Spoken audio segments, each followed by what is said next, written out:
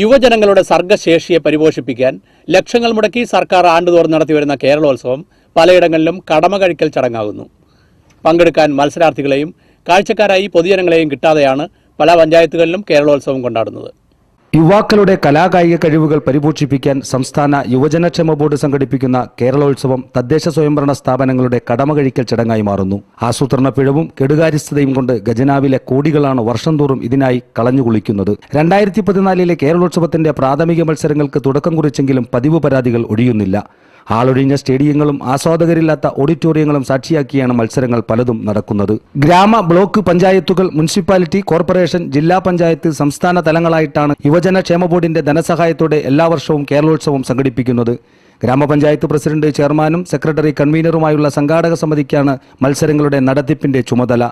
എന്നാൽ പ്രോഗ്രാം നോട്ടീസിലും പഞ്ചായത്ത് രേഖകളിലും ഇവരുടെ പേരുകൾ ഉണ്ടാകുമെങ്കിലും പരിപാടി നടത്തിപ്പിൽ കാര്യമായ റോളൊന്നും കാണാറില്ല. ബിനാമികളെയും കരാറുകാരെയും കേരളോത്സവം ഏൽപ്പിച്ച് ഭരണസമിതിക്കാർ തടിതപ്പാറാണ് പതിവ്. അതുകൊണ്ട് തന്നെ പൊതുജന പങ്കാളിത്തമില്ലാതെ അമ്പെ പരാജയപ്പെടുകയാണ് കേരളോത്സവം. കേരളോത്സവം നടത്തിപ്പിനായി ഗ്രാമപഞ്ചായത്തുകൾ 15,000 രൂപയും ബ്ലോക്ക് പഞ്ചായത്തിന് 30,000-വും ജില്ലാ പഞ്ചായത്തിന് 1 ലക്ഷവുമാണ് ബോർഡിന്റെ ധനസഹായം. ജില്ലാ, സംസ്ഥാന തലങ്ങളിൽ വിജയിക്കുന്നവർക്കുള്ള പ്രൈസ് മണി അടക്കം കോടികൾ പൊടിക്കുന്ന സംസ്ഥാന കേരളോത്സവം ബോർഡ് നേരിട്ടാണ് നടത്തുന്നതും. എന്നാൽ ബോർഡ് നൽകുന്ന ധനസഹായം കൊണ്ട് മാത്രം കേരളോത്സവം നടത്തിപ്പ് പ്രയാസമാണെന്നാണ് തദ്ദേശ സ്വയംഭരണ സ്ഥാപനങ്ങൾ പറയുന്നത്. 45ഓളം ഇനങ്ങളിൽ മത്സരങ്ങൾ നടത്തി വിജയികൾക്ക് സമ്മാനങ്ങൾ നൽകുന്നതിന് വൻ തുക വേണം. പ്രാഥമിക തലത്തിൽ സഹായമായി കിട്ടുന്ന 15,000 രൂപ പ്രോഗ്രാം നോട്ടീസിനും ഫ്ലെക്സ് ബോർഡിന് പോലും തികയില്ല എന്നാണ് പരാതി. എന്നാൽ കഴിഞ്ഞ വർഷം മുതൽ തദ്ദേശ സ്വയംഭരണ സ്ഥാപനങ്ങളുടെ തനത് ഫണ്ടിൽ നിന്നും നിശ്ചിത തുക കേരളോത്സവത്തിന് എടുക്കാമെന്ന് സർക്കാർ ഉത്തരവിറക്കിയിട്ടുണ്ട്.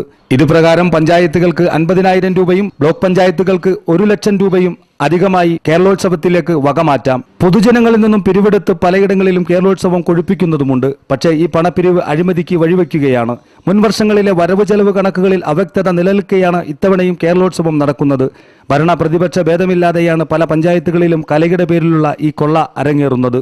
സംഘാടകരുടെ ആത്മാർത്ഥക്കുറവും അറിവില്ലായ്മയുമാണ് കേരളത്തിന്റെ ഭാവി കലാകായിക പ്രതിഭകളെ വാർത്തെടുക്കേണ്ട മഹാമേളയുടെ ശോഭ കെടുത്തുന്നത്.